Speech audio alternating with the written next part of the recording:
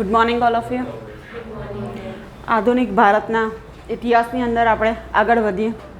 આગળ આપણે જોયું તો થોડું ઘણું રિવિઝનને ફરીથી સ્ટાર્ટ એવું ચાલુ કરીએ છીએ કે જોયું તો ભાઈ અંગ્રેજો છે એ ભારતની અંદર આવી જાય છે, સમગ્ર ભારતની અંદર પોતાનું સ્થાન સ્થાપી દે છે. ધીમે ધીમે સ્ટાર્ટિંગની અંદર તો વેપાર કરવા માટે આવે છે, એટલે એમને એવું લાગે છે કે ના ભારતની પ્રજાને કે ના ભાઈ સારું છે.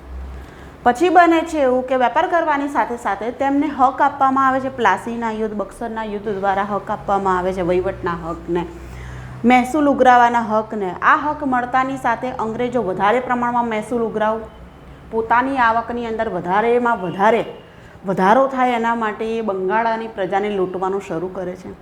પાક થયો છે કે નહીં કંઈ જોવાનું નહીં, મહેસૂલ ઉઘરાવી લેવાનું. બરાબર, દુષ્કાળ પડ્યો છે કે નહીં જોવાનું નહીં, જે મહેસૂલ આપવાનો છે એ તો આપવાનો જ. આનાથી એક જગ્યાએ એવું થાય છે ક્યાંક તમે ના બોલો. એક તો એવો સમય આવે છે કે તમને કંટાળો આવે કે આ શું, હવે શું કરો તો કે વિદ્રોહ ચાલુ કરો. માટે એ પછી લોકોમાં ભાવના જાગી વિદ્રોહ કરવાની. એની સાથે સાથે બને છે એવું કે લોકો, કેટલાક નેતાઓ આગળ પડતા આવે છે જે પ્રજાને કહે છે કે ના આ વસ્તુ ખોટું થઈ રહ્યું છે, આના વિરુદ્ધ આપણે વિદ્રોહ કરવા જોઈએ. તેથી કરી ચાલુ થાય છે વિદ્રોહની શરૂઆત. કેટલાક લોકો વિદ્રોહ કરે છે જેને જન વિદ્રોહ કહેવામાં આવે છે. નાગરિકો ભેગા થઈને વિદ્રોહ કરે છે, નાગરિક વિદ્રોહ. ખેડૂતો ભેગા થઈને વિદ્રોહ કરે છે કે ના અમે તો અમારી મનમરજી મુજબ ખેતી કરશો, તમે કહેશો એવી ખેતી કરશો નહીં. કેમ કે તમને ખબર છે ધાન્ય પાક વાવ્યા પછી રોકડિયા પાક ને રોકડિયા પાક વાવ્યા પછી ધાન્ય પાક, એવી રીતના તમે અરસપરસ વાવણી કરો છો, તમારી જમીનની ફળદ્રુપતા રહે છે. એકનો એક પાક તમે વારંવાર જમીનમાં લો છો તો જમીનની ફળદ્રુપતા ગાયબ થઈ જાય છે. અને એ લોકોનું કહેવું એવું હતું કે રોકડિયા પાકોથી વધારે પ્રમાણમાં એમને નફો થાય, ગળી વાવે તો વધારે પ્રમાણમાં નફો થાય. તેથી કરીને ખેડૂતો વિદ્રોહ કરવાનું ચાલુ કરે છે. બીજું કે આદિવાસી સંસ્કૃતિ એવી સંસ્કૃતિ છે જે પોતાની ગરિમાને જાળવી રાખે છે. તો આ લોકો આદિવાસીમાં પણ ઘૂસી ગયા. આદિવાસી વિસ્તારોની અંદર એમની જંગલોની જે ખેતી હતી, જે ઔષધિઓ જે બધું હતું એના પર પણ કર લગાવવા લાગ્યા, એટલે આદિવાસી પ્રજાને ગમ્યું નહીં. તેથી કરીને કેટલાક આદિવાસી લોકો પણ તેમાં જોડાયા અને ત્યારબાદ એ વિદ્રોહ થાય છે. બીજું કે જે લોકો વિદ્રોહ ન કરી શકે એ કેવા, તો કે સાધુ સંત મહાત્મા જેવા વ્યક્તિઓ હોય વિદ્રોહ ન કરે તો એ શું કરે, તો કે પોતાની બુદ્ધિથી, વ્યક્તિત્વથી, જાહેરાતોથી લોકોને પ્રેરવાનો પ્રયત્ન કરે. એમ સામાજિક ધાર્મિક સુધારણા ચાલુ થાય છે અને કેટલાક લોકો એમાં આગળ વધે છે. આમ અંગ્રેજોને હટાવવા માટે લોકો પ્રયત્ન કરે છે, જેમાં આપણે ગયા લેક્ચરમાં થોડું ઘણું જોયું હતું કે કેવી રીતના થાય છે. તો કે 1857 પહેલાં પણ કેટલાક વિદ્રોહ થાય છે અને 1857 પછી પણ વિદ્રોહ થાય છે. એમાં આપણને મુખ્યત્વે પહેલાંના વિદ્રોહ યાદ ના રહે, પછીના વિદ્રોહ ભણેલા છે એટલે યાદ હોય છે. આજે આપણે પહેલાંના વિદ્રોહ જોવાના છે કે કયા કયા વિદ્રોહ થાય છે. આ બધું ખાલી તમારી જાણકારી માટે છે. મેં ગયા લેક્ચરની અંદર ચલાવી દીધું હતું, તમારે ખાલી જોઈ લેવાનું. આમાં ખાસ કરીને એક વસ્તુ યાદ રાખજો, જન વિદ્રોહના રૂપમાં થાય છે, જેમાં નાગરિક વિદ્રોહ આવશે, ખેડૂત વિદ્રોહ આવશે, જનજાતિ આંદોલન આવશે. બીજો આવશે સામાજિક સાંસ્કૃતિક સુધારણાનો કાર્યક્રમ, જે આપણે આગળના લેક્ચરમાં જોઈશું. અત્યારે આપણે પહેલું ચેપ્ટર જ ભણવાનું છે. સૌ પ્રથમ આવે છે કેવા વિદ્રોહ? નાગરિક વિદ્રોહ. નાગરિક વિદ્રોહની અંદર મેં કહ્યું તેમ કે મોટા મોટા જમીનદારો હોય છે, એ શું કરે છે તો કે મહેસૂલ ઉઘરાવવાનું કામ અંગ્રેજો એમને સોંપી દે છે. જમીનદારો મહેસૂલ ઉઘરાવે છે. જમીનદારોને એક લિમિટ આપવામાં આવી હોય છે કે ભાઈ આટલા સમયની અંદર, એટલે કે 2 દિવસની અંદર, 3 દિવસની અંદર મહેસૂલ જમા લઈ લેવાનું. જો જે ખેડૂતો મહેસૂલ આપવા માટે સક્ષમ ન હોય તેમની જમીન છે આપણે લઈ લેવાની અને એમની જમીનની નીલામી એટલે કે હરાજી કરવાની.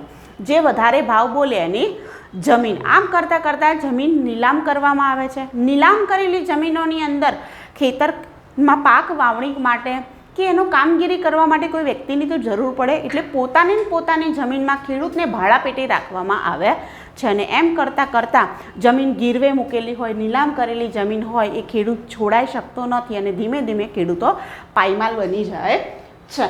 આમ જે ખેડૂતો પાયમાલ બની જાય છે એ બધા ખેડૂતોનો એક વર્ગ ઊભો થાય છે, જેને આપણે શોષિત વર્ગ કહીએ છીએ, પીડિત વર્ગ કહીએ છીએ. આ બધા વર્ગ ભેગા થઈને એક આંદોલન કરે છે, જેને આપણે વિદ્રોહ કહીએ છીએ. સૌપ્રથમ આવે છે ફકીર સંન્યાસી વિદ્રોહ. 1757થી બંગાળના બ્રિટિશ શાસનની સ્થાપના સાથે ઈસ્ટ ઇન્ડિયા કંપની દ્વારા મોટે પાયે દમન અને લૂંટ કરવામાં આવી હતી. અંગ્રેજો દ્વારા ધાર્મિક તીર્થયાત્રા પર પ્રતિબંધ રાખવામાં આવ્યો હતો. આ વિદ્રોહ કેમ થાય છે તો કે ધાર્મિક તીર્થયાત્રા પર પ્રતિબંધ હોવાથી. કોણ કરે છે આ વિદ્રોહ? હિન્દુ સંન્યાસી લોકો શું કરે છે? વિદ્રોહ કરે છે. આમાં પ્રખ્યાત બે નેતાઓ આવે છે. કયા નેતા? ભવાની પાઠક અને દેવી ચૌધરાણી. આ બંને નેતા છે, આ બંને સક્ષમ નેતાઓ આવે છે આગળ અને લોકોને વિદ્રોહમાં નેતૃત્વ મેળવે છે. આગળ કે ભયાનક દુષ્કાળની પરિસ્થિતિ અને તીર્થ સ્થળો પર લગાવવામાં આવેલા યાત્રાના કરને પરિણામે અહીંની પ્રજા ત્રસ્ત થઈ ગઈ હતી, જેના વિરોધ સ્વરૂપે સંન્યાસી અને ફકીરો દ્વારા કંપનીના કારખાનાઓ અને ખજાનાની કોઠી લૂંટવામાં આવી હતી. આ સંન્યાસીઓ શું કરતા હતા? તો કે અંગ્રેજોના કારખાના અને અંગ્રેજોની કોઠી એટલે કે ખજાનાઓ લૂંટતા હતા. તેઓ પૈસાદાર વર્ગ તેમજ અધિકારીઓના અનાજના ભંડારો અને ખજાનો લૂંટવા લાગ્યા હતા. અંગ્રેજોએ આંદોલનકારીઓને દબાવવા માટે દમન અત્યાચારનો સહારો લીધો હતો અને આપણે આગળ જોયું હતું કે સંન્યાસી વિદ્રોહને કોણે? બંકિમચંદ્ર ચટ્ટોપાધ્યાયે પોતાની નવલકથા, કઈ નવલકથા છે? આનંદ મઠની અંદર આ સંન્યાસી વિદ્રોહનો ઉલ્લેખ કર્યો છે. એની સાથે સાથે બંગાળની અંદર જે દુષ્કાળ પડે છે એ દુષ્કાળનો ઉપયોગ પણ એટલે કે એનો ઉલ્લેખ પણ આનંદ મઠ નામની નોવેલની અંદર કરવામાં આવે છે. જોઈએ આનંદ મઠ નવલકથા કઈ ભાષાની નવલકથા છે? બંગાળી ભાષાની નવલકથા છે, જેની રચના કોણ કરે છે? બંકિમચંદ્ર ચટ્ટોપાધ્યાય. તેનું અંગ્રેજી અનુવાદ કોણે કરેલું છે? ફરીથી લિપનેર. આ શબ્દ બોલ્યા હશો ને ઘરે જઈને એટલે યાદ રહી જવો જોઈએ. કયા નામથી એટલે કે કયા શીર્ષકથી કરે છે? ધ સેક્રેડ બ્રધરહુડના નામથી તે કરે છે. આનંદ મઠ નવલકથાની રચનામાં 1772માં પૂર્ણિયા, દાનાપુર અને તિરહુતની અંદર અંગ્રેજો અને મુસ્લિમ રાજ્યો વિરુદ્ધ જે સંન્યાસી વિદ્રોહની ઘટનાઓથી પ્રેરિત છે આ બધા વિસ્તારોનો અંદર સમાવેશ થાય છે. તદુપરાંત 1770ના બંગાળના દુષ્કાળનો પણ ઉલ્લેખ છે. તેમાં આ નવલકથામાં કરેલ છે. તેના બે મુખ્ય પાત્રો કયા છે? મહેન્દ્ર અને કલ્યાણી આ નવલકથાના મુખ્ય પાત્રો છે. ત્યારબાદ વંદે માતરમ કવિતાની રચના પણ કોણ કરે છે? કઈ ભાષામાં કરવામાં આવે છે? અને આ જ પંક્તિઓને સમાવવામાં આવે છે આનંદ મઠમાં. જ્યારે 1896ની અંદર આઈએનસી અધિવેશનની અંદર કોના દ્વારા? રવિન્દ્રનાથ ટાગોર દ્વારા આ વંદે માતરમની પ્રથમ બે પંક્તિ ગાવામાં આવી હતી. ત્યારબાદ આનંદ મઠ નામની એક મૂવી પણ આવેલી છે, એક ફિલ્મ પણ આવી છે. કઈ સાલમાં આવી છે? 1952. જેને ડાયરેક્ટર કોણ હતા? હેમેન ગુપ્તા. નાયક કોણ હતા? પૃથ્વીરાજ કપૂર. અને નાયિકા છે ગીતા બાલી. તેના મુખ્ય પાત્રો છે. ઓકે, પહેલો વિદ્રોહ પૂરો. ફકીર સંન્યાસી વિદ્રોહ કોના દ્વારા કરવામાં આવ્યો હતો? હિન્દુ સંન્યાસીઓ દ્વારા કરવામાં આવ્યો હતો. કેમ થયો હતો? ધાર્મિક યાત્રા પર કર લગાવવામાં આવ્યો હતો. માટે તે લોકોએ શું કર્યું હતું કે અંગ્રેજ સરકારની મોટા મોટા અધિકારીઓ હોય, સરકારી અધિકારીઓ હોય, તેનો ખજાનો લૂંટવાનો કામ કર્યો હતો. આને અટકાવવા માટે અંગ્રેજ સરકાર દમનનો ઉપયોગ કરે છે. આ દરેક વસ્તુની જાણકારી આપણને ક્યાંથી મળે છે? તો કે આનંદ મઠ નામની નવલકથામાંથી મળે છે. કઈ ભાષામાં લખાયેલી છે આ નવલકથા? બંગાળી ભાષાની અંદર આ લખાયેલી છે. કોણે લખેલી છે આ નવલકથા? બંકિમચંદ્ર ચટ્ટોપાધ્યાયે લખેલી છે આ નવલકથા. નેક્સ્ટ, તેનો અંગ્રેજી અનુવાદ કોણ કરે છે?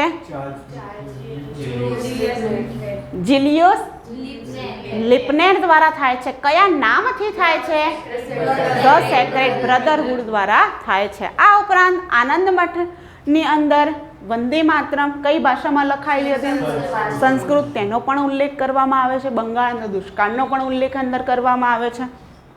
નેક્સ્ટ આપણે બીજું જોયું કે એની એક મૂવી પણ બનેલી છે કે જેના ડાયરેક્ટર કોણ છે? હેમેન ગુપ્તા. અને તેના મુખ્ય પાત્રો કયા છે? પૃથ્વીરાજ કપૂર અને ગીતા બાલી નાયક અને નાયિકા છે. એમ પૂછવામાં આવે કે ભાઈ આનંદ મઠ નવલકથાના મુખ્ય પાત્ર કોણ કોણ છે? મહેન્દ્ર અને કલ્યાણી. ચલો નેક્સ્ટ આપણે જોઈએ કયો વિદ્રોહ? પાઈકા વિદ્રોહ 1817ની સાલમાં થાય છે. કયા વિસ્તારની અંદર થાય છે?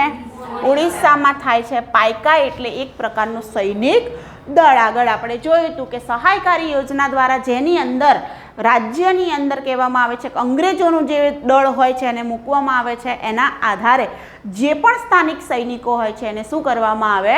કાઢી મૂકવામાં આવે છે. અને આ જે સૈનિક દળ હોય છે એ આગળ જતાં પોતાનું આગવું જૂથ તૈયાર કરે છે. એમાંના એક સૈનિકો છે પાઈકા, જે ઓડિશા વિસ્તારના સૈનિકો છે. 1814ની અંદર બ્રિટિશ કંપની દ્વારા ખુર્દાના રાજાને પદ પરથી હટાવવામાં આવ્યા અને આ શાસન કોના હેઠળ આવી ગયું? કંપની સરકાર હેઠળ આવી જાય છે. મહેસૂલ વધારાના કારણે મીઠાના ભાવની અંદર ખૂબ જ વધારે પ્રમાણમાં વધારો કરવામાં આવે છે. ઉપરાંત સ્થાનિક ચલણના સ્થાને ચાંદીનું ચલણ, મહેસૂલની ચૂકવણી ચાંદીના ચલણની અંદર કરવી જોઈએ તેવું અંગ્રેજ લોકોની શોષણકારી નીતિ, લોકો હેરાન પરેશાન થઈ જાય છે. પછી શરૂઆત થાય છે ક્યાંની?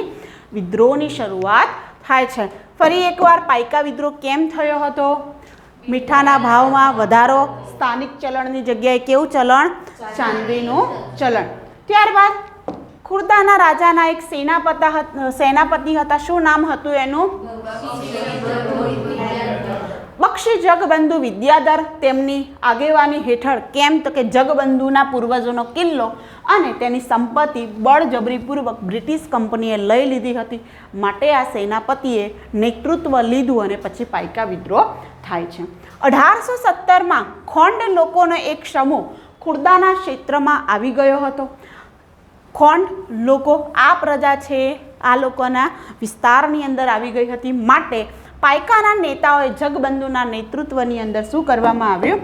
વિદ્રોહ કરવામાં આવ્યો હતો.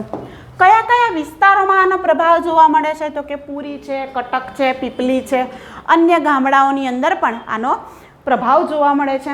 વિદ્રોહને ઓડિશાના પૂર્વ સામંતો છે, જમીનદારો છે અને સ્થાનીય લોકોનું સમર્થન પણ મળ્યું હતું. પરંતુ અંગ્રેજોની સુસંગઠિત સેના સામે વિદ્રોહ લાંબા સમય સુધી ટકી શક્યો ન હતો, જેના કારણે 1818 પછી આ આંદોલન કેવું બન્યું? નબળું બની ગયું હતું.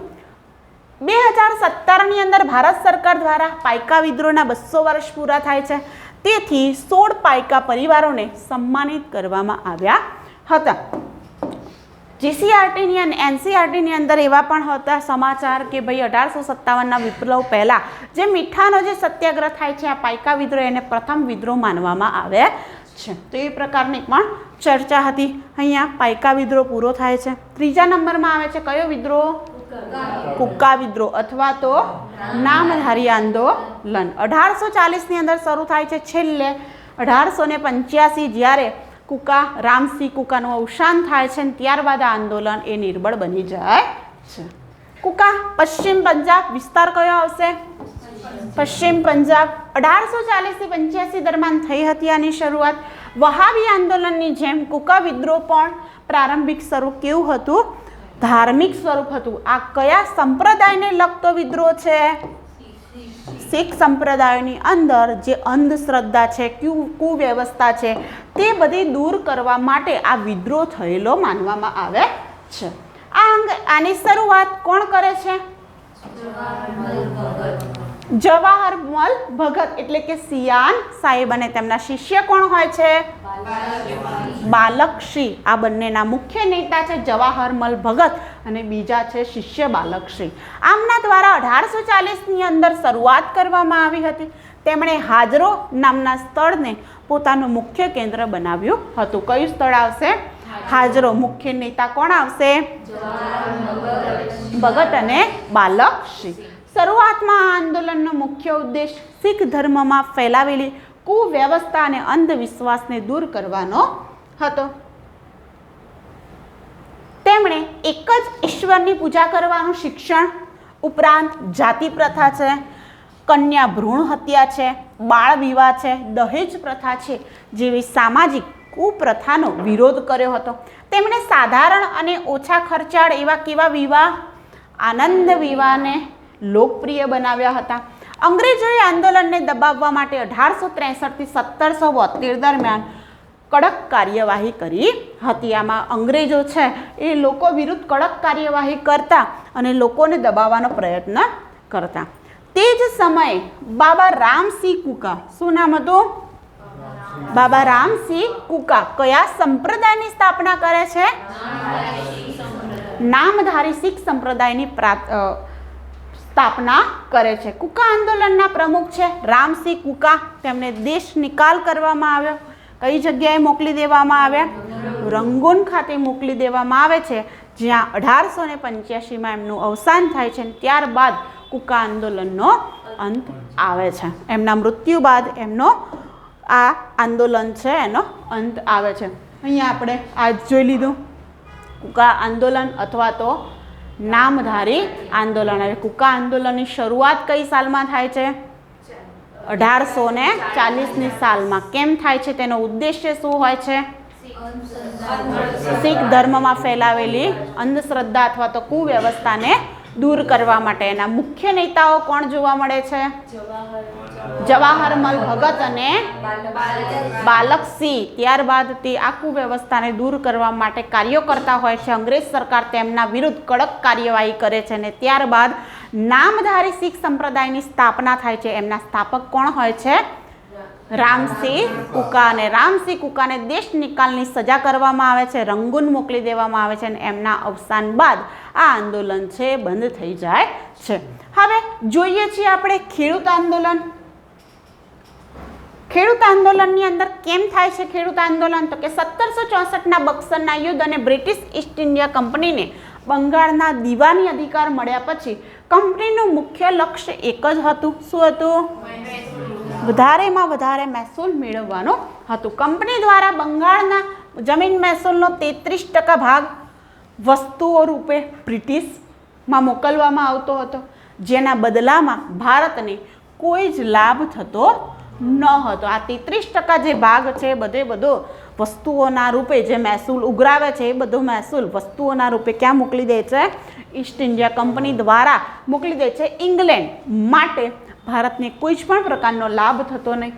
કંપનીએ ઉપર મુજબના ઉદ્દેશ્યોની પૂર્તિ માટે જમીન મહેસૂલનો અધિકતમ દર નક્કી કરે છે.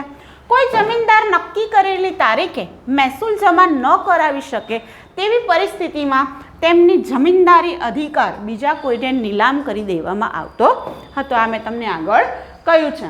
બ્રિટિશ જમીન મહેસૂલ વ્યવસ્થાએ જમીનને જાહેર સંપત્તિમાંથી કેવી સંપત્તિ બનાવી દીધી? ખાનગી સંપત્તિ બનાવી દીધી હતી, જેનાથી ગ્રામીણ અર્થવ્યવસ્થામાં જમીનદારો છે, સાહુકારો છે, મહાજન છે એવા નવા વર્ગનો પ્રવેશ થાય છે, જેનું ગ્રામ્ય જનતા સાથે ભાવનાત્મક અને સામાજિક જોડાણ ઓછું હોવાથી શોષણ વ્યવસ્થાને પ્રોત્સાહન મળ્યું હતું. આમાં જમીનદારો તમે જોયું હશે જૂના પિક્ચરોની અંદર કે જૂની નોવેલ વાંચી હશે એમાં કે જમીનદાર વર્ગ હોય છે, મોટા મોટા શેઠ હોય ગામની અંદર એક કે બે, જેને કોઈ કર લેવાનો હોય કે કામગીરી કરવાની હોય તો પોતાની જમીનની અંદર જ એ લોકો મજૂરી રૂપે કરતા હોય ને કંઈ પણ હોય તો કર લેવા માટે ક્યાં પહોંચી જાય? જમીનદારો પાસે. જમીનદાર આમ મોટી ખુરશીમાં આમ બેઠા હોય, પેલા લોકો નીચે આમ બેઠા હોય મજૂરોની જેમ, અને પછી પોતાની ભીખ માંગતા હોય કે અમારે આ કામ છે તો આપો. બરાબર. હિન્દી સાહિત્યની અંદર આની ઘણી બધી નોવેલ એવી રીતના આપવામાં આવે કે કોઈ વ્યક્તિ મરી જાય છે તેને કફન ઓઢાવવા માટેના પૈસા પણ હોતા નથી. ગામના લોકો એમને પૈસા પણ નથી આપતા.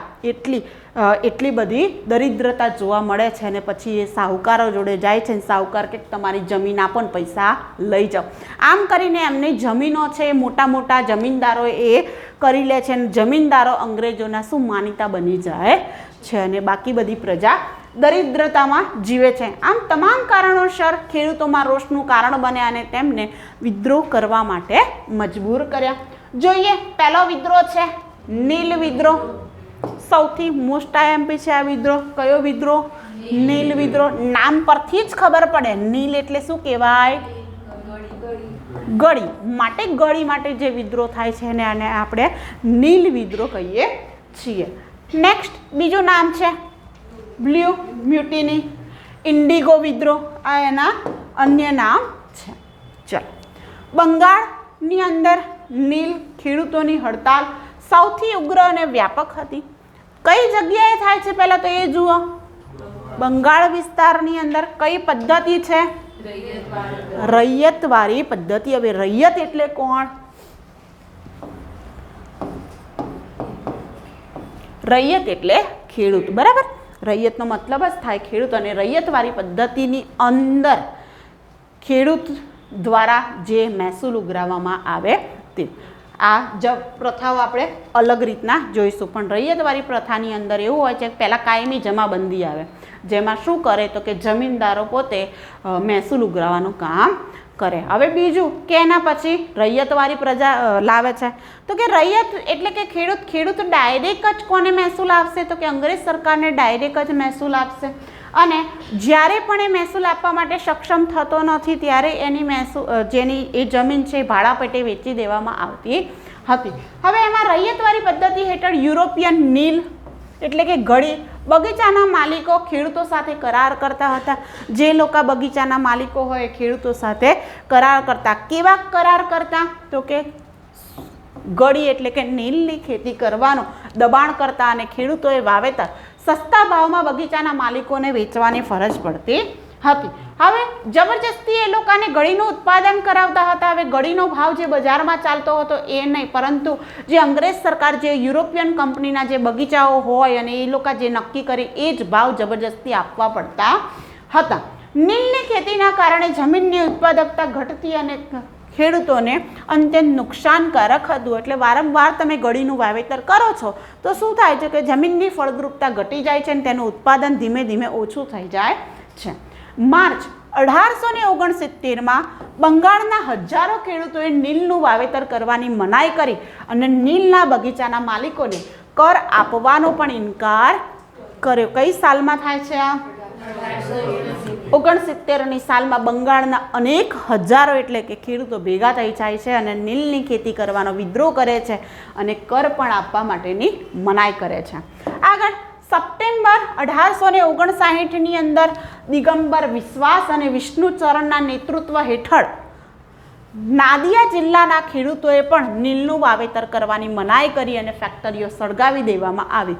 આથી વિદ્રોહ ઊભો થયો. બંગાળની અંદર તો એ ચાલતું જ હતું, પણ જોડે જોડે નાદિયા જિલ્લો છે એમાં બે વ્યક્તિ કયા દિગંબર વિશ્વાસ અને વિષ્ણુચરણ વિશ્વાસ, આ બંને વિશ્વાસ બંધુઓ જેને કહી શકાય છે એ લોકોએ પણ અલગ રીતના વિદ્રોહ કર્યો અને તેમને શું કર્યું? ફેક્ટરીઓ સળગાવી દીધી. એટલે આ જે શાંત સ્વરૂપે જે વિદ્રોહ ચાલતો હતો એ ઉછળ્યો અને અંગ્રેજોના ધ્યાનમાં આવી ગયો. બ્રિટિશ સરકાર દ્વારા આ પરિસ્થિતિનું નિયંત્રણ કરવા માટે વર્ષ 1860માં નીલ કમિશન લાવ્યા, જેના અધ્યક્ષ કોણ હતા? W.S. સીતાનકર. Okay, W.S. સીતાનકર તેના અધ્યક્ષ હતા. એ નીલ કમિશન લાવ્યા હતા. આની સ્થાપના કરી. તેની ભલામણના આધારે 1862ના અધિનિયમમાં સ્થાન આપવામાં આવ્યું. છેવટે સરકારે ખેડૂતને ફરજિયાત નીલની ખેતી કરાવવી ગેરકાનૂની જાહેર કરી. આ નીલ કમિશન એક રિપોર્ટ આપ્યો કે નીલની ખેતી સરકાર ફરજિયાત ધોરણે કરાવી શકે નહીં. માટે અહીંયા આ પહેલો એવો વિદ્રોહ છે જેમાં સરકાર ખેડૂતો સામે નમી ગઈ હતી, એટલે કે એના દ્વારા ઝૂકી ગઈ હતી. તે સમયના હિન્દુ પેટ્રિયટ નામના અખબારે નીલ ખેડૂતોની દુર્દશાને ઘણી વખત પ્રકાશિત કરી હતી. નીલ ખેડૂતોની દુર્દશા તરફ લોકો અને સરકારનું ધ્યાન દોરવા માટે દીનબંધુ મિત્રએ બંગાળીમાં નીલ દર્પણ નામનું નાટક લખ્યું હતું. આ IMP છે, યાદ રાખજો કે નીલ દર્પણ નામનું નાટક કોણે લખેલું છે? દીનબંધુ મિત્ર દ્વારા લખવામાં આવ્યું છે. ઓકે, અહીંયા નીલ વિદ્રોહ પૂરો થાય છે. તમારે શું યાદ રાખવાનું એ મેં તમને પહેલાં પણ કહ્યું હતું કે આપણે સ્ટાર્ટ જ્યારથી થાય ત્યારથી અને અંત આવે ત્યાં સાલ આપેલી હોય તો એ યાદ રાખવાનું. બીજું કે નીલ વિદ્રોહ કેમ થયો હતો તો તમને ખબર જ છે કે નીલની ખેતીને રોકવા માટે ફરજિયાતપણે નીલની ખેતી કોના દ્વારા થાય છે? કયા નેતાઓ મુખ્ય જોવા મળે છે અહીંયા? તો કે વિશ્વાસ બંધુ નામના નેતાઓ છે, એ નેતાઓ દ્વારા કામગીરી કરવામાં આવે છે. કયું કમિશન નીમવામાં આવે છે? નીલ કમિશન નીમવામાં આવે છે, જેના અધ્યક્ષ કોણ હોય છે? W.S. સીતાન નામના અધ્યક્ષ હોય છે. જે કેવો રિપોર્ટ આપે છે કે ભાઈ સરકારે ફરજિયાતપણે નીલની ખેતી કરાવી જોઈએ નહીં.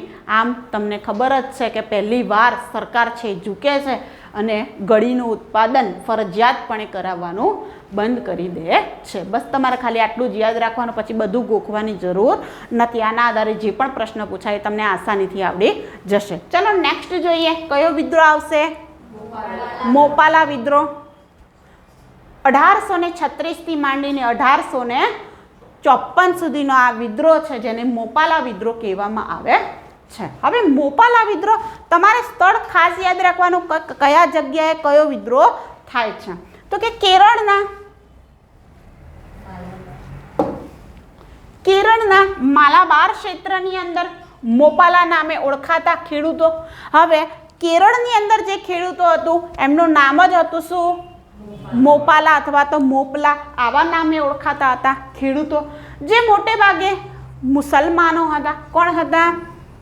મુસલમાનો હતા. તેઓ મોટે ભાગે જમીનો પર ખેતી કરતા ગણોતિયાઓ તેમજ કેટલાક જમીન વિહોણા મજૂરો હતા. હવે જમીન વિહોણા મીન્સ જેમની પાસે જમીન ન હોય તે. ગણોતિયા કોને કહેવાય? તો મેં તમને હમણાં કીધું એમ કે પોતાની જમીન હતી અંગ્રેજોને વેચી મારી હતી, બરાબર. હવે એમની પાસે કંઈ કામ ધંધો નથી, તો જમીનદારો શું કરશે? ખેડૂતોને ભાડા પેટે લઈ લેશે, અને જે ભાડા પેટે કામ કરતા હોય, વર્ષોથી પોતાની જ જમીનમાં પોતે ખેતી કરે છે, પણ એ વ્યક્તિ પોતાની જમીન કહી શકતો નથી, એવા વ્યક્તિ જેને શું કહેવામાં આવે છે? ગણોતિયા તરીકે ઓળખવામાં આવે છે. ફરી એકવાર, મોપાલા વિદ્રોહ કયા વિસ્તારમાં થાય છે? કેરળમાં થાય છે. કોના દ્વારા થાય છે? ખેડૂતો કોણ છે? એટલે કે મોપાલા નામના મુસલમાનો છે, કે જે લોકો પોતાની જમીન પર ખેતી કરતા ગણોતિયા હતા અથવા તો જમીન વિહોણા હતા. અંગ્રેજી વહીવટીતંત્ર તેમજ નવી મહેસૂલ પદ્ધતિનો અમલ દ્વારા અંગ્રેજોએ ભારે આકરણી કરી અને મોપાલાઓ પર ગેરકાયદેસર કરવેરા વધાર્યા હતા. આ મોપાલા વિદ્રોહ પણ કેમ થાય છે? જમીન મહેસૂલના કારણે થાય છે, જેથી તેમનો અસંતોષ વધતો ગયો, જેને કારણે મોપાલાઓએ અંગ્રેજો વિરુદ્ધ વિદ્રોહ કરવાનું ચાલુ કર્યું હતું. ઓકે, આમાં તમારે ખાસ યાદ રાખવાનું વિસ્તાર કયો આવશે?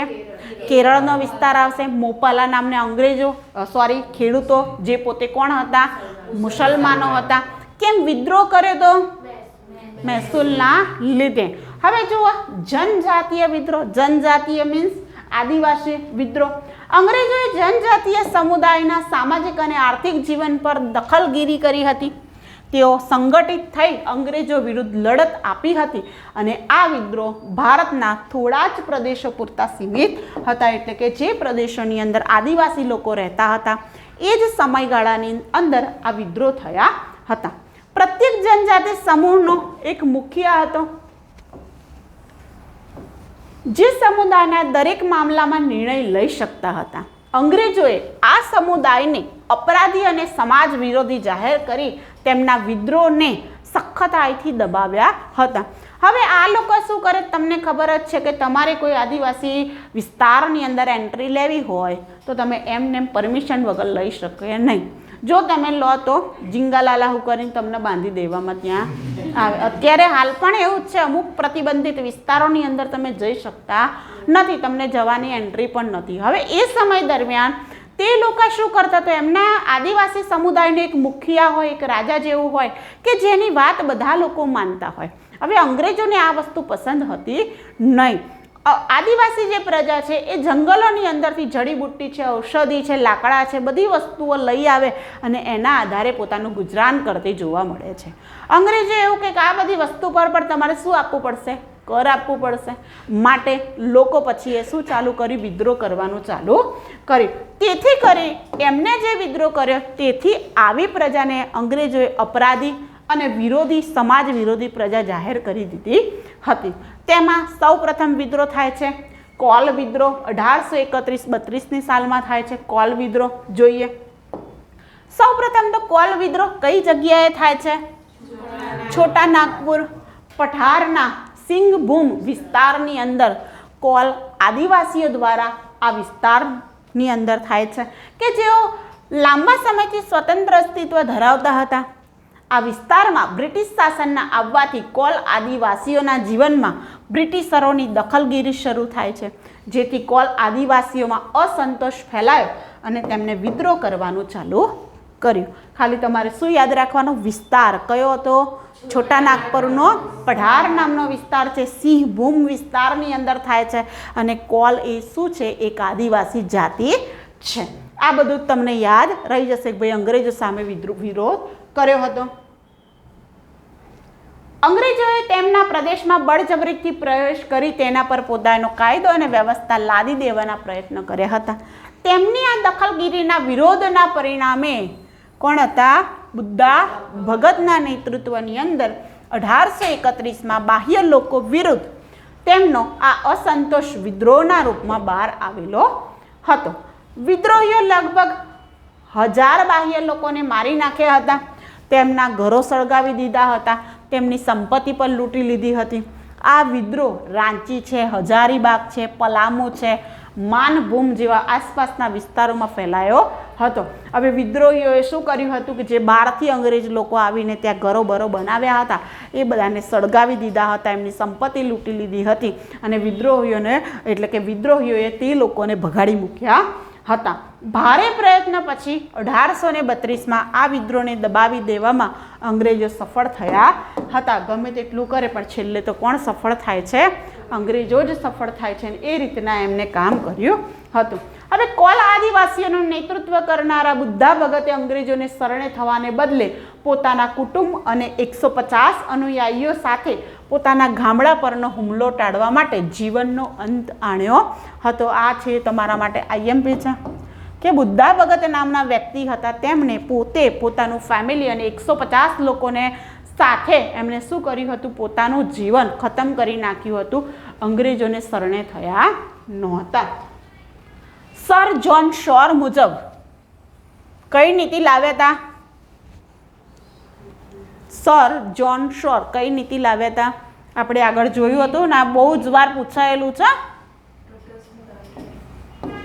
તટસ્થતાની નીતિ લાવ્યા હતા. આ ખાસ યાદ રાખજો, પૂછાયેલું છે કે કયા વ્યક્તિ છે તટસ્થતાની નીતિ લાવ્યા હતા? તો સર જ્હોન શોર મુજબ વિદ્રોહ દબાવી દેવા માટે લશ્કરી હિલચાલથી 5000 માઇલનો પ્રદેશ વિરાન થઈ ગયો હતો. તેમણે શું કર્યું? અંગ્રેજોએ એટલી બધી હદ સુધી એમના પર અત્યાચાર ગુજાર્યા હતા કે જેથી કરી 5000 માઇલ સુધીનો પ્રદેશ કેવો? સુમસાન થઈ ગયો હતો, વિરાન થઈ ગયો હતો. ઓકે, અહીંયા કોલ વિદ્રોહ પૂરો થાય છે. નેતા કોણ છે એમના? બુદ્ધા ભગત. કયા વિસ્તારમાં થાય છે? છોટા નાગપુર. હવે તમારે આ જ વસ્તુ યાદ રાખવાનું, બાકી બધી જે ડિટેલ્સ છે એ ખાલી વાંચી લેવાની એટલે તમને તરત ખબર પડી જાય. સ્ટોરીની રીતના વાંચી લેવાનું એટલે તરત તમારા માઇન્ડમાં ખબર પડી જાય. ખાલી ગોખવાનું છે શું? તો કે નેતા જો આવે તો એ અને કયા વિસ્તારમાં થાય છે એ ગોખવાનું છે. બાકી બધી વસ્તુ તમને ખબર જ છે. આમાં છેલ્લે તો અંગ્રેજો સફળ થાય છે. ખાલી ને ખાલી એક નીલ વિદ્રોહ એવો હતો કે જેમાં અંગ્રેજ સરકાર ઝૂકી હતી. હવે નેક્સ્ટ આવે છે સંથાલ વિદ્રોહ. આ પણ બહુ મોસ્ટ આઈએમપી વિદ્રોહ છે. 1855-56ની અંદર થયેલો આ વિદ્રોહ છે સંથાલ વિદ્રોહ. સૌથી વધારેમાં વધારે પરીક્ષામાં પૂછાતો આ સંથાલ વિદ્રોહ છે કે જેને ખેડૂતોનો પ્રથમ બળવો કહેવામાં આવે છે. ઓડિશા અને બિહારની અંદર થાય છે. રાજમહેલની ટેકરીઓ પાસેની જમીન પર જે હાલનું ઝારખંડ માનવામાં આવે છે ત્યાં સંથાલો દ્વારા રેશમની ખેતી કરવામાં આવતી હતી. શાની ખેતી થતી હતી? રેશમની ખેતી કરવામાં આવતી હતી. સંથાલોની વસ્તી ધરાવતો આ પ્રદેશ દામન ઈ કોહ અથવા તો સંથાલ પરગણા સાથે સંબંધિત હતો. આ ઝારખંડ વિસ્તારનો આ સંથાલ નામનો પરગણો છે, સંથાલ નામનો વિસ્તાર છે જ્યાં રેશમની ખેતી કરવામાં આવતી હતી. અને આ સંથાલો છે એક પ્રકારના આદિવાસીઓ છે. આ ક્ષેત્રની અંદર ઉત્તરમાં બિહારના ભાગલપુરથી દક્ષિણમાં ઓડિશા તથા હજારીબાગથી બંગાળ સુધી વિસ્તૃત હતો. એટલે કે આ વિસ્તાર એ ખાસો લાંબો હતો. ક્યાંથી ક્યાં? તો બિહારથી ભાગલપુર અને દક્ષિણની અંદર ઓડિશાથી હજારીબાગથી બંગાળ સુધી આ બધો વિસ્તાર હતો. આ યાદ નહીં રાખવાનું, ખાલી તમારી જાણકારી માટે છે. ઓકે, 1793ની અંદર કોર્નવોલિસ દ્વારા દાખલ કરવામાં આવેલી કાયમી જમાબંધી વ્યવસ્થાને કારણે સંથાલોની વારસાગત જમીન અંગ્રેજ સરકાર હસ્તક જતી રહી હતી. કઈ પદ્ધતિ છે? કાયમી જમાબંધી અનુસાર આ સંથાલોની જે જમીન છે એ બધી કોણ ઝડપી લે છે? અંગ્રેજો. તેમને રાજમહલ પાસેના પહાડી પ્રદેશોમાં વસવાની ફરજ પડી હતી. આટલી બધી જમીન છે અંગ્રેજો લઈ લીધી, માટે તે લોકોને ક્યાં ટેકરી ઉપર વસવાની જરૂર પડી હતી. તે લોકો ત્યાં વસવા માંડ્યા. તેમની જમીન અંગ્રેજો જમીનદારોએ જપ્તી કરતા 30 જૂન 1855ની અંદર 2 સંથાલ ભાઈઓ, આ યાદ રાખજો, બહુ મોસ્ટ એમપી છે, સિદ્ધુ અને કાંટુ. પૂછાયેલો પ્રશ્ન છે કે સંથાલ વિદ્રોહના મુખ્ય નેતાઓ કોણ હતા? તો કોણ આવશે?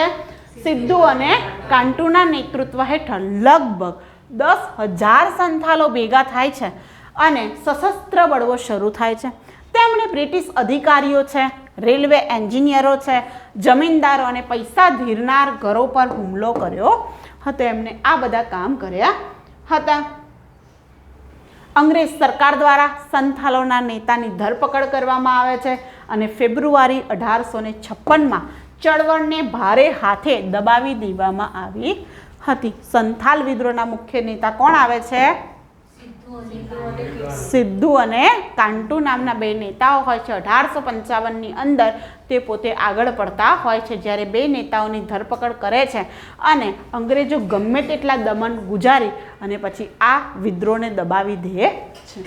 નેક્સ્ટ આવે છે મુંડા વિદ્રોહ. આ પણ આઈએમપી છે. બિરસા મુંડા નામ સાંભળ્યું હશે, જેના ઉપર આદિવાસી લોકોએ અત્યારે હાલ છાત્રાલયો બનાવી છે, યુનિવર્સિટી બનાવેલી છે અને તેમને એક ભગવાનની રૂપમાં એની પૂજા કરવામાં આવે છે.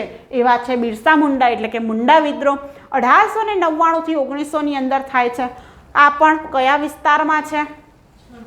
છોટા નાગપુરની અંદર મુંડા આદિવાસીઓ દ્વારા આ વિદ્રોહ થાય છે કે જેમના દ્વારા મહેસૂલ નીતિ તથા તેમના ક્ષેત્રમાં બંગાળીઓના આગમનના વિદ્રોહના રૂપમાં શરૂ થાય છે.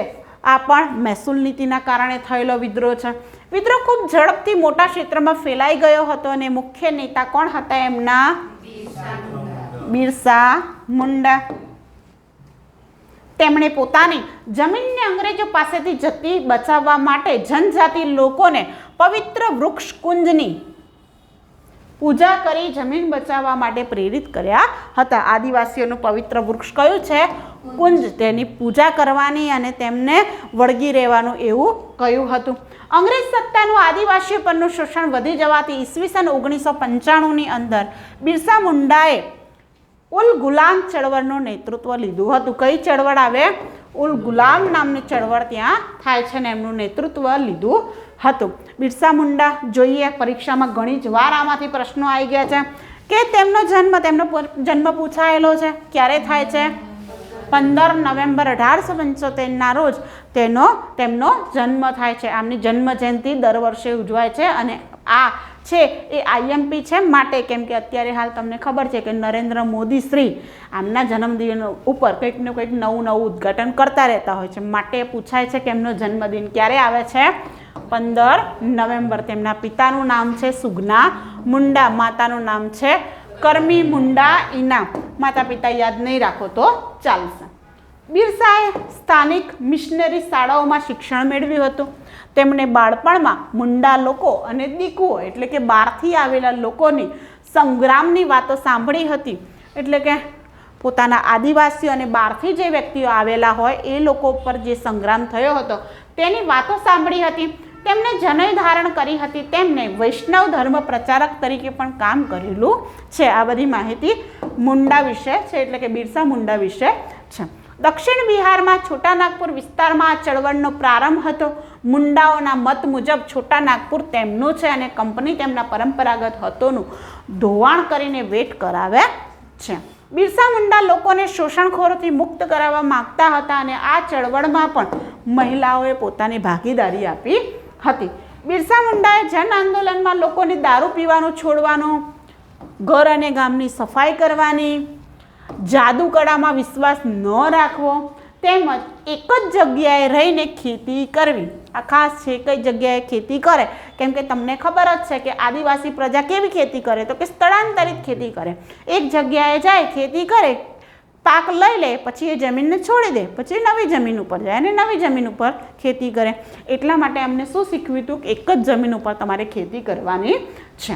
બિરસા મુંડાની વાત મુંડા સમુદાય સારી રીતના અનુસરતો હતો. જનજાતિમાં બિરસા મુંડાના નેતૃત્વમાં મુંડા રાજ સ્થાપિત કરવા ઈચ્છતી હતી. એટલે કે જનજાતિ પ્રજા છે એ બધી બિરસા મુંડાની વાત સારી રીતે સમજતી હતી અને એ એવા પ્રમુખ નેતા હતા કે લોકો એમને અનુસરતા હતા. અંગ્રેજોને બિરસાના આંદોલનથી ભય લાગતો હતો, તેથી રાજવહીવટને અડચણરૂપ બનવાનો ખોટો આરોપ મૂકી બિરસા મુંડાની 1895ની અંદર શું કરે છે? ધરપકડ કરવામાં આવે છે. મુંડાએ દીકુ મીન્સ બહારથી આવેલ પ્રજા અને યુરોપિયનોની સામે સફેદ ઝંડાવાળું બિરસા રાજ અને ચળવળ મજબૂત બનાવી હતી અને ઈસવીસન 1900ની અંદર બિરસા મુંડાનું અવસાન થાય છે. હવે મુંડા એવા પ્રતિભાશાળી વ્યક્તિ હતા કે આદિવાસી પ્રજા એમનો દરેક વાત માનતી હતી, તેથી અંગ્રેજોને બિરસા મુંડાથી ભય લાગવા લાગ્યો, તેથી એમની ધરપકડ કરે છે અને ત્યાં આગળ જતાં એમનું અવસાન થાય છે. બિરસા મુંડાનું અવસાન થતાની સાથે આદિવાસી પ્રજા છે થોડી ઠંડી પડી જાય છે. ભારત સરકાર દ્વારા ભગવાન બિરસા મુંડાની જન્મજયંતિ 15 નવેમ્બરના દિવસે જનજાતીય ગૌરવ દિન તરીકે ઉજવવામાં આવે છે. કયો દિન? જનજાતીય ગૌરવ દિન. આ પૂછાયેલો પ્રશ્ન છે એટલે ખાસ યાદ રાખજો. ઓકે, અહીંયા બિરસા મુંડા વિશે પૂરું એની ડિટેલ્સ મેં તમને કીધી છે, પણ એમાં ખાસ કંઈ યાદ રાખવાનું રહેતું નથી. એ યાદ રાખજો એમની જન્મજયંતિ ક્યારે આવે છે. બીજું યાદ રાખજો કે એમને સંઘર્ષ કરવા માટે આદિવાસીઓને કેવી રીતના પ્રેરણા આપી હતી. ઓકે, નેક્સ્ટ કયો વિદ્રોહ આવે છે? કોયા વિદ્રોહ. કઈ સાલ છે? 79 થી 89ની સાલ છે. આંધ્રપ્રદેશનો ગોદાવરી વિસ્તાર, ત્યાં બળવો થાય છે. જંગલના પરંપરાગત હક માટે કોણે કરેલો છે? આદિવાસીઓ દ્વારા થયેલું છે. કોયા જાતિના લોકો બિરસા મુંડાની જેમ જ કોંડીડોરાનું માકલણગીરીના રાજા તરીકે બહુમાન કરતા હતા. આના નેતૃત્વ કોણ છે? કોંડીડોરા, કે તેમનું પણ બહુમાન કરતા હતા અને પોલીસ સાથેની અથડામણમાં તેમનું અવસાન થવાથી આ વિદ્રોહ ભાગી ગયો હતો. આમાં તમારા કોયા જનજાતિના લોકો છે, જેમાં કોંડીડોરા નામના રાજા હતા અને તેમનું નેતૃત્વમાં આ વિદ્રોહ થયો હતો. Okay, done. અહીંયા હવે જુઓ 1857 પહેલાંના અન્ય વિદ્રોહ છે. ચાર્ટ દ્વારા મેં લખેલું છે કે જાટ વિદ્રોહ છે, જે ઉત્તર પ્રદેશ હરિયાણાની અંદર થયો. કોળી વિદ્રોહ ગુજરાતની અંદર થયેલો છે. ત્યારબાદ બસીર વિદ્રોહ છત્તીસગઢમાં થયેલો છે અને વારલી વિદ્રોહ ક્યાં થયો છે? મહારાષ્ટ્રની અંદર થયેલો છે. આ બધા વિદ્રોહ ખાલી એકવાર વાંચી લેવાના છે. આગળવાળા જે વિદ્રોહ મેં તમને સમજાયા એ બધા ખાસ યાદ રાખવાના, ખાસ ગોખી મારવાના, કે જેથી કરીને કંઈ પણ પૂછાય તો તમને તરત આવડે. તમને ખાલી ને ખાલી આમાંથી પ્રમુખ નેતાઓ પૂછાય છે, એનો વિસ્તાર પૂછાય છે અને કેમ થયો તો એ પૂછાય છે. જે મેં રેડ લાઇનથી લખેલું છે એવું એ બધું તમારે ક્યાં ઉતારવાનું? ચોપડામાં. અમુક વસ્તુ એવું હશે કે જે મેં રેડ લાઇન નહીં કરી હોય, ભૂલી ગયા હશે, પણ તમારે એવું ખાસ યાદ રાખવાનું. ઓકે, તો તમારું હોમવર્ક છે આ PDF છે, એમાંથી મોસ્ટ IMP જે દેખાય એ બધું લખી દેવાનું છે. ઓકે, ડિટેલ્સ લખવા ના બેસતા કે શીખ ધર્મનો અંધવ્યવસ્થા અને કુપ્રથાને હટાવવા માટે તો એટલું જ લખવાનું. ઓકે, પછી બધું નહીં લખવાનું. બાળકીને દૂધ પીતી કરવી, હા તે, કેમ કે એ બધું કેવું છે, તમે વાંચો જ તમને યાદ રહે. ઓકે, તો તમારે 4 સ્લાઇડોમાંથી આટલું પેરેગ્રાફ બને એ પ્રમાણે તમે લખજો, તમને બધું યાદ રહી જશે, કે જેથી કરી કોઈ પણ પરીક્ષામાં પૂછાય તમારે વાંધો આવે નહીં. ચલો જોઈએ. 1757 થી 1857 વચ્ચે બ્રિટિશ શાસન વિરોધ થયેલા વિદ્રોહો આમાં ચાર્ટ સ્વરૂપે મેં લખેલા છે. એના આધારે તમારે એકવાર વાંચી જવાનું આ ચાર્ટ, એટલે તમને યાદ રહી જશે. પહેલાં તો આવશે રામોસી વિદ્રોહ 1822 થી 29ની અંદર થયેલો છે. કઈ જગ્યાએ થયેલો છે? પૂના, મહારાષ્ટ્રની અંદર આ વિદ્રોહ થયેલો છે. કોણ હતા તેના નેતા? ચિત્તુરસિંહ અને ઉમાજી. કેમ થાય છે? તો કે પેશવા રાજ્યનું વિલીન થાય છે, જેના કારણે અનેક રામોસી બેરોજગાર થઈ ગયા હતા. 1818ની સાલમાં પેશવાઓ જે મરાઠા છે એનું રાજ્ય કોણ હડપી લે છે? અંગ્રેજ સરકાર હડપી લે છે. તેથી કરી જે લોકો હતા રામોસી પ્રજા એ બધી બેરોજગાર બની જાય છે. એ બેરોજગારથી બચવા માટે એ લોકો વિદ્રોહ કરે છે અંગ્રેજોની સામે. નેક્સ્ટ આવશે સામંતવાદી વિદ્રોહ કઈ સાલમાં થાય છે? 1844. વિસ્તાર કયો આવશે? મહારાષ્ટ્ર. કોણ છે તેના મુખ્ય નેતા? કોંડ સાવંત.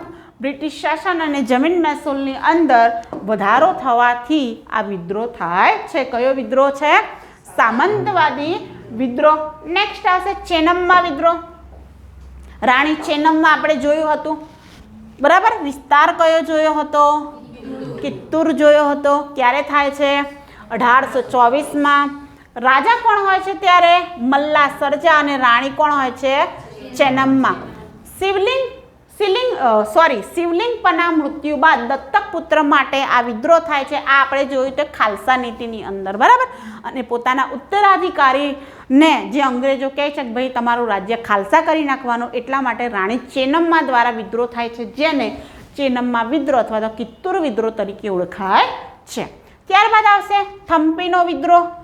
1808થી 9ની અંદર કઈ જગ્યાએ થાય છે? ત્રાવણકોર, કેરળની અંદર થાય છે. કોણ છે તેના મુખ્ય નેતા? વેલુ થમ્પી. ત્રાવણકોરના દિવાન હોય છે. આમાં પણ વેલેસ્લી દ્વારા ત્રાવણકોર શાસક પર લાગવામાં આવેલી સહાયકારી સંધિ અને ત્રાવણકોરના દિવાલની હકાલપટ્ટી, આ પણ સહાયકારી યોજના લાગુ કરે છે વેલેસ્લી, એટલા માટે થાય છે થમ્પીનો વિદ્રોહ. કઈ જગ્યાએ થાય છે? ત્રાવણકોર, કેરળ ખાતે. નેક્સ્ટ આવે છે ચુવાર વિદ્રોહ. 1766થી 72માં અને 1795થી 1816ની અંદર બંગાળની અંદર થાય છે, મિદનાપુર નામના સ્થળે. જેના મુખ્ય નેતાઓ કોણ છે? દુર્જનસિંહ ચુવાર અને ગોવર્ધન દિગ્પતિ. આમાં પણ મહેસૂલ વધારાને કારણે થાય છે કે ભાઈ બંગાળની અંદર દુષ્કાળ પડેલો હોવાથી તે લોકો મહેસૂલ ભરવા માટે સક્ષમ ન હતા, તેના આધારે આ વિદ્રોહ થાય છે. નેક્સ્ટ આવશે ખોંડ વિદ્રોહ. આઈએમપી વિદ્રોહ છે, યાદ રાખજો. ખોંડ આંદોલન 1846-55ની અંદર થાય છે. ખોંડમાલ પ્રદેશ ક્યાં આવેલો છે? ઓડિશા. ચક્ર બિસ્સોઈ દ્વારા થાય છે. આ મોસ્ટ આઈએમપી છે, યાદ રાખજો.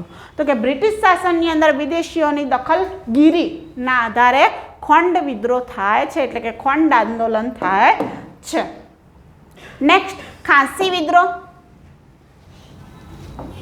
જે પ્રદેશમાં થાય છે તેનું નામ આપેલું છે, તમને ખબર જ છે. જેન્તિયા અને ગારોની પહાડી વચ્ચે જે ખાંસી પ્રદેશ છે, ત્યાં મેઘાલયની આસપાસ, ઓકે.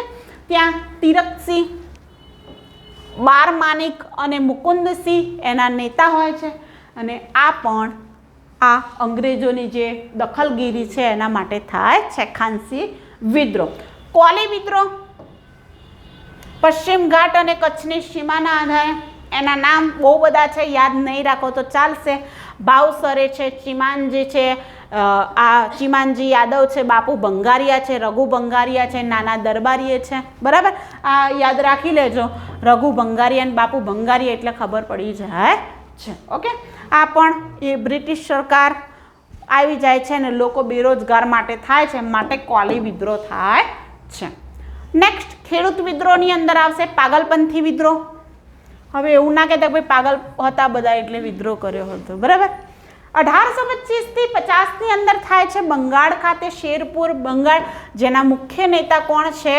ટીપુ શાહ. જમીનદારોની યાતનાઓથી પીડિત ખેડૂતોની અંદર અસંતોષ થાય છે અને તેથી કરી લોકો શું કરે છે? વિદ્રોહ કરે છે. આ મોસ્ટ આઈએમપી છે, વહાબી આંદોલન. આ યાદ રાખજો, પૂછાયેલું છે. 1831ની અંદર આંદોલન થાય છે બિહાર, યુપીની અંદર. તેના નેતા પણ યાદ રાખજો, સૈયદ અહમદ તુતીમીર. હજરત મોહમ્મદથી સંબોધિત મૂળ ઇસ્લામ ધર્મને પુનઃસ્થાપિત કરવા માટે. આનું મુખ્ય કામ શું છે? ઇસ્લામ ધર્મની પુનઃસ્થાપના કરવા માટે જે આંદોલન થાય છે એને કહેવામાં આવે છે વહાબી આંદોલન. વહાબી આંદોલન આઈએમપી છે, ઘણીવાર પરીક્ષામાં આવેલું છે, એટલે યાદ રાખજો. નેક્સ્ટ આવશે સતારા વિદ્રોહ. નામ પરથી જ છે એટલે યાદ રહી જશે. 40-41ની સાલમાં ધરરાવ પવાર અને નરસિંહ દત્તાત્રેય પાટેકર દ્વારા થાય છે. સતારાના લોકપ્રિય શાસક પ્રતાપસિંહને અંગ્રેજોએ ગાદી પરથી હટાવી વિદેશ મોકલી દેવામાં આવ્યા હતા. આ ગુજરાતના રિલેટેડ પણ આવે છે પ્રતાપસિંહ, કે જેઓ હોય છે એ ગાદી ઉપર, પર એમને હટાવી અંગ્રેજોએ ક્યાં મોકલી દીધા હતા? વિદેશ થઈ ગયા હતા, વિદેશ મોકલી દીધા હતા. અને આ ગાયકવાડ સામ્રાજ્યમાં પણ અંગ્રેજોએ પોતાનો સત્તા સ્થાપવાનું કામ કર્યું હતું, એટલે લોકોએ વિદ્રોહ કર્યો હતો. નેક્સ્ટ નાયક વિદ્રોહ. આ પણ 1806 થી 16 થાય છે મિદનાપુર બંગાળ, જેના નેતા છે આંચલ સિંહ. કંપની દ્વારા કરમાં વધારો કરવામાં આવ્યો માટે. નેક્સ્ટ છે અલીગઢ વિદ્રોહ 1817. અલીગઢમાં થાય છે દયારામ અને ભગવાનસિંહ. વેપાર વધારવાનો કંપનીનો નિર્ણય હતો માટે આ વિદ્રોહ થાય છે. કયો વિદ્રોહ છે? અલીગઢ વિદ્રોહ. ઓકે, હવે 1857 થી આઝાદી સુધીના જે વિદ્રોહ છે તે ખાલી યાદ રાખી લેજો. એકા વિદ્રોહ છે જે 1920માં થાય છે અવધમાં. મદારી પાસી અને સહદેવ દ્વારા 50% જેટલું ઊંચું મહેસૂલ હોય છે માટે. બીજું આવે છે કિસાન વિદ્રોહ 1921 સંયુક્ત પ્રાંત મીન્સ યુપીમાં બાબા રામચંદ્ર દ્વારા. આ યાદ રાખજો, કિસાન વિદ્રોહના નેતા બાબા રામચંદ્ર છે એવું. આ પણ જમીન મહેસૂલ માટે. આ તમારે યાદ નહીં રાખવાનું ને, કે મોસ્ટલી જમીન મહેસૂલ માટે જ થતા હોય છે. ખાલી કંઈક નવું આવે તો તમારે યાદ રાખવાનું, જેમ કે વહાબી આંદોલન, મુસલમાન જે છે પોતાનો ધર્મ છે એને પુનઃસ્થાપિત કરવા માટે. તે ભાગા વિદ્રોહ બંગાળની અંદર થાય છે. આ પણ ખેડૂતો માટે થતો હોય છે. નેક્સ્ટ ત્રિપુરા વિદ્રોહ. ત્રિપુરામાં થાય છે, જેના મુખ્ય નેતા છે પરીક્ષિત જમાતિયા. રાજા દ્વારા કરવામાં આવેલ સંપત્તિના વેરામાં વધારા માટે થાય છે. નેક્સ્ટ આવે છે ભુયાન અને જુઆંગ વિદ્રોહ 1867 થી 68ની સાલમાં થાય છે. ક્યોઝર ઓરિસ્સા ખાતે. ખાલી ઓરિસ્સા યાદ રાખજો. રત્નનાયક અને ધરણી નાયક. આમાં પણ રાજાના ઉત્તરાધિકારી બનાવવાની બાબતમાં અંગ્રેજ સરકારનો હસ્તક્ષેપ મીન્સ ખાલસા નીતિ અંતર્ગત આ વિદ્રોહ થાય છે. નેક્સ્ટ નાયકદાસ 1868. રૂપસિંહ અને જોરિયા ભગત દ્વારા. એમપી અને ગુજરાત. આ યાદ રાખજો કે બ્રિટિશ સત્તા વિરુદ્ધ પોતાના નેતા ધર્મરાજની સ્થાપના કરવા માટે રૂપસિંહ અને જોરિયા ભગત આ બંને 1857ના નેતા પણ છે. નેક્સ્ટ રંપા વિદ્રોહ. રંપા ક્ષેત્ર એટલે કે આંધ્રપ્રદેશની અંદર અલ્લુરી સીતારામ. તેમાં તાળી કાઢવાના વ્યવસાય પર પ્રતિબંધ લાવ્યા હતા, પશુચરણમાં પ્રતિબંધ લાવ્યા હતા માટે આ આપણે જોઈ લીધું છે કોયા વિદ્રોહ. નેક્સ્ટ આવે છે ફડકે વિદ્રોહ. મહારાષ્ટ્રમાં વાસુદેવ ફડકે નામના નેતા અને દેલતા રામસિંહ દ્વારા થાય છે. આ યાદ રાખજો, વાસુદેવ બળવંત ફડકે સૌ પ્રથમ નેતા હતા ક્રાંતિકારી. એમના દ્વારા જે વિદ્રોહ થાય છે જેને ફડકે વિદ્રોહ કહેવામાં આવે છે. આ આપણે 1857માં જે ક્રાંતિકારીઓ આવે છે એની અંદર આવી જશે એટલે વાંધો નથી. નેક્સ્ટ વિસ્તારવાડ દ્વારા થાય છે, જેમાં મણિપુર વિદ્રોહની અંદર રાણી ગોંડિલ્યુ દ્વારા થાય છે. આ બધા જે રાણી છે એ પહેલાં તમને જોવા નહીં મળે, પરંતુ હમણાં વચ્ચે કરંટ અફેર્સની અંદર એક સિરીઝ ચાલુ કરી હતી જે મહાન મહિલાઓ હોય ને એની, જેની અંદર જ આ રાણી ચેનમ્મા છે, રાણી ગોંડિલ્યુ છે, આ બધા રાણીઓના નામ આવતા હતા. અને તેથી કરી પરીક્ષાવાળાને યાદ આવ્યું ભાઈ આવા કોઈક રાણીઓ બી છે, તો એમને પૂછવાનું ચાલુ કર્યું હતું. એટલે યાદ રાખજો કે ચેનમ્મા દ્વારા થયેલો કિત્તુર વિદ્રોહ અને ગોંડિલ્યુ દ્વારા મણિપુરની અંદર વિદ્રોહ થાય છે. મુંડા વિદ્રોહ આપણે જોઈ લીધું છે. ભગત આંદોલન જોયું, ભીલ જનજાતિ દ્વારા ભગત આંદોલન થયેલું છે. માનગઢ હત્યાકાંડ આઈએમપી છે. માનગઢ હત્યાકાંડ 1913ની અંદર ગુજરાત અને રાજસ્થાન મુખ્ય નેતાના કોણ છે? ગોવિંદ ગુરુ. અને એમના દ્વારા વન પણ બનેલું છે, ગોવિંદ ગુરુ સ્મૃતિ વન. ઓકે, તમારા માટે હોમવર્કનો ક્વેશ્ચન કે ગોવિંદ ગુરુ સ્મૃતિ વન ક્યાં આવેલું છે, પરીક્ષામાં પૂછાઈ ગયેલો છે, ખાસ યાદ રાખજો.